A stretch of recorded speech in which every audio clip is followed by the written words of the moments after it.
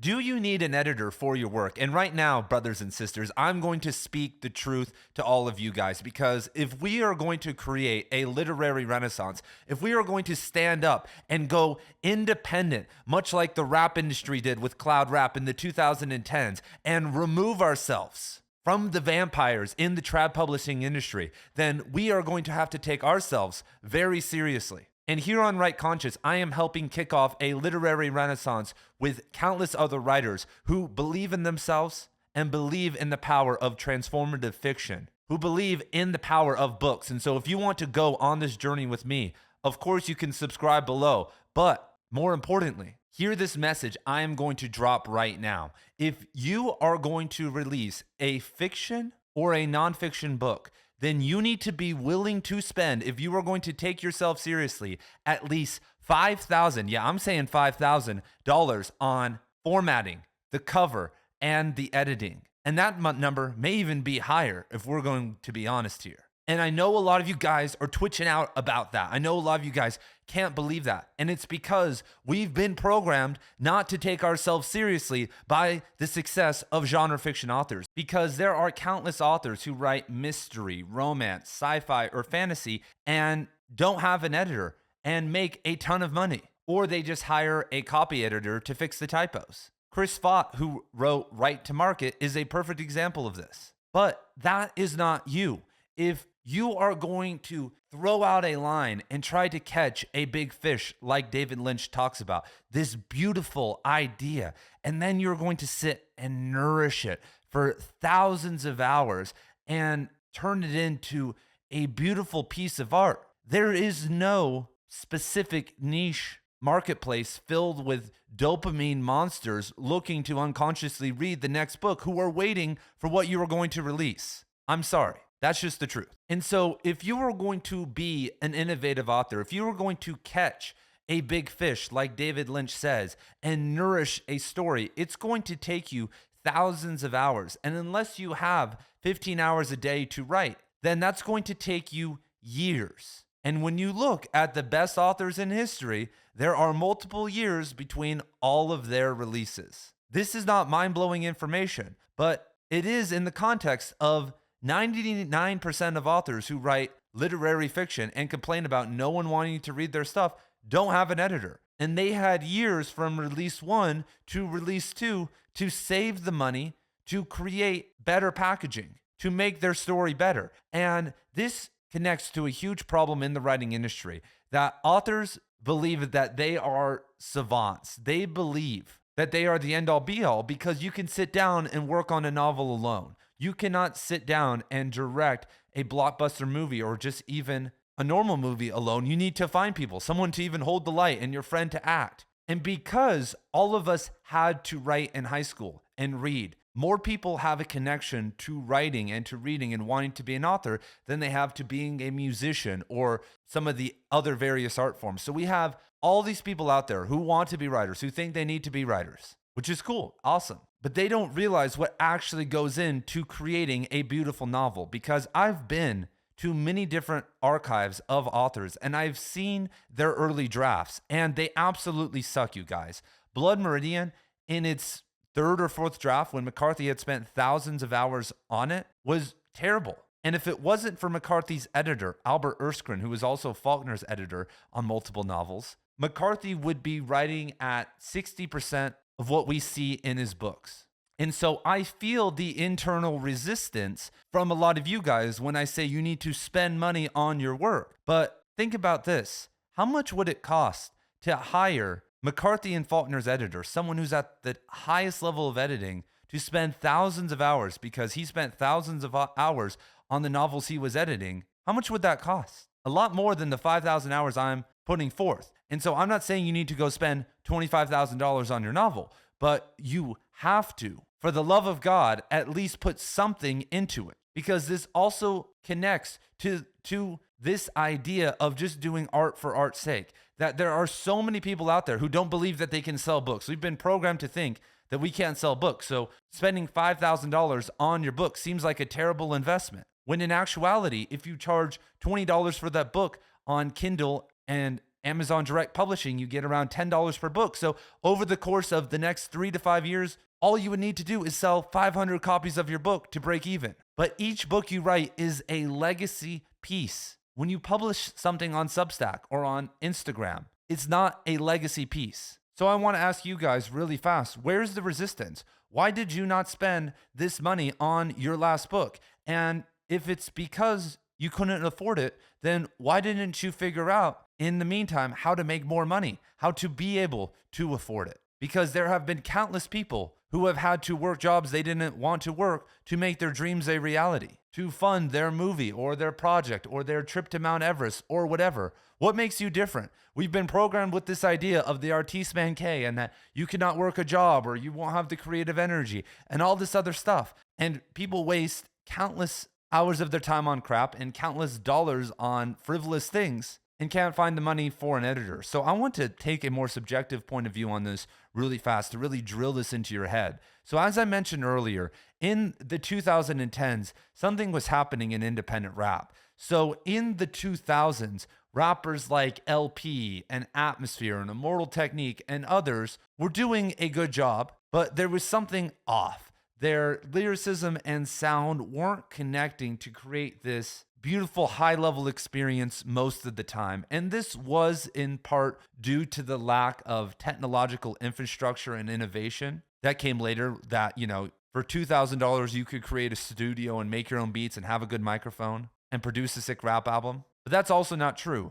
And so in the 2010s, a bunch of independent rappers started to appear. Team Sesh in California, the Suicide Boys in New Orleans, Young Lean and the Sad Boys in Scandinavia, Rock Marciano, Brownsville Ka, Flatbush Zombies, Pro Era, Underachievers in New York City. I could go on and on. But when you look at what they were doing, they were dumping money into their projects. Do you think the music videos they were shooting were free? Many of those artists I just mentioned made their own beats, but they didn't do their own sound engineering or mixing. They didn't do their own cover art. They didn't handle their own distribution. They didn't create the art on their t-shirts and figure out how to send it out to everybody. They hired people to do it, or they gave them a percentage of the cut. And more importantly, they believed in themselves. They took themselves 100% seriously. And if you look at the people I just talked about, 2 random white dudes who were addicts down in New Orleans were taking themselves seriously.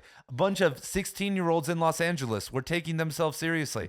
The Underachievers were releasing rap albums 3 months after they started rapping and were spending their hard-earned money because they took themselves seriously. Spending your money on what you care about says you are taking this seriously. I've spent thousands and thousands of dollars on the setup that you are watching right now so I could speak to you. I lost money on this channel for 5 years in terms of all my monthly subscriptions and all this other stuff. I just on like subscriptions and equipment for the first 5 years of this channel, I was easily $10,000 in the hole. While there are plenty of other booktubers who are recording in terrible quality, who don't have very good packaging. I'm not saying that I'm like the best, but this is why, first and foremost, why you need an editor. Why, if we are going to create a literary renaissance, we are going to have to put into the movement and spend and sacrifice before we are going to see the results. Because the system that I talk about to become an independent author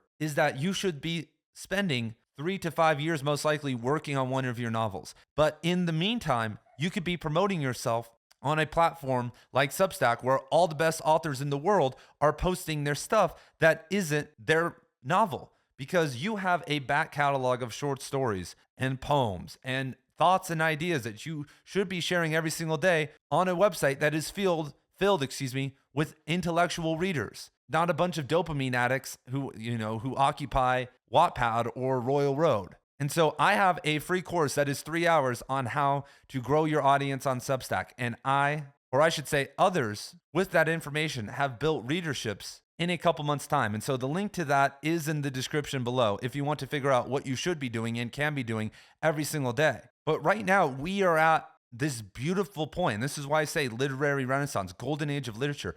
We are at a point where people are craving something new, just like how people were craving something other than Lil Wayne in 2010 and Nicki Minaj and Kanye West. and we're getting bored with the lack of innovation in independent rap. Does that sound familiar? We are bored with all the mainstream authors, even the literary fiction ones that are being shoved down our throats. There are millions of people ready to read something that they hear is really good. And the people who get in at the start, the people who push at the start are going to be the ones who are going to get rewarded. But those are the ones who have to take the risk. They're the ones that bought the director for the music video or paid thousands of dollars for the feature. And to think that you are different is insane. And I know this because I am just like you guys. I resisted this for a very long time. And it's a lot easier to get away with this in short stories than it is a novel, because I'll be honest here, many of you guys out there could write a damn fine short story without an editor. I just ran a Write Conscious short story competition, and I'm 99% sure the winners did not have an editor, and those were publishable stories. But when you are looking at something that is a paid product, that is going to take someone 5 hours to read and a ton of mental energy to consume, and your reputation is on the line, you want it to be good. Because some of the short stories that I read for my contest weren't my favorite thing in the world, but it was a free contest that was done on Substack. And let's say I didn't like one of the short stories. That doesn't mean that I'm never going to read something by that author again. That just means that their story or just how it kind of came together wasn't my favorite. But if I buy a book from someone, and I know you guys feel the same way, and it absolutely sucks, it's going to take a lot for me to try it again, especially if it's like their masterpiece novel. If I get someone's first book they've ever released, and then I learned that later on and I didn't know, I'm like, okay, this was their start of their career. They probably get better. That's always the case, hopefully. But when we put hours of our time and our money on the line and get burned, we never return. And so when you release your novel out there, when you tell me to go and read your novel and I don't get gripped by it, and it's not just the writing. People, I hate to say it, people judge books by their cover. People judge books by how they begin. A couple months ago, someone who I know in person, one of my friends, gave me the start of his novel. And like I said, I'm sure it will turn into something great. It's still in the early stages, but the direction he was taking it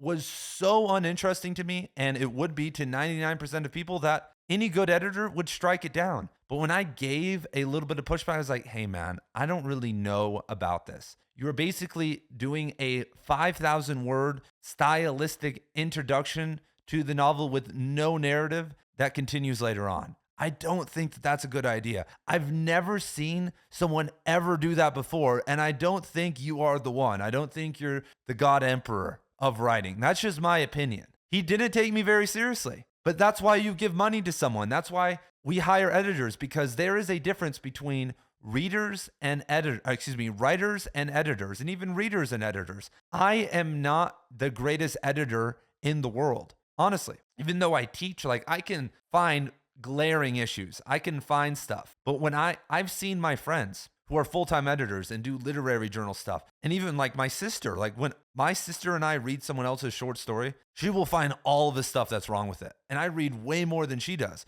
I'm like, wow, she has the eye for editing. And I know people who can just figure it out. But a lot of the time they are not writers. And so if you find someone who you align with, not just some random person you find on YouTube, and they understand you and they are willing to work with you. And like I said, one of the best ways to do this is to give them a commission cut. I mean, it's an insane thing to think about, but it's how you could convince someone to spend a lot of time on your novel, especially at the start. If you were trying to get this one product that is this one book that is really good, it is a strategy. But if you trust that person, then you will listen to them and you will work with them. And you obviously need to be nuanced and find a good person. I've heard horror stories about editors, especially like independent ones and traditional publishing ones. And as independent authors, we have the choice of who's going to edit our stuff. And so let me ask you this. Would you rather have a novel that doesn't sell any copies?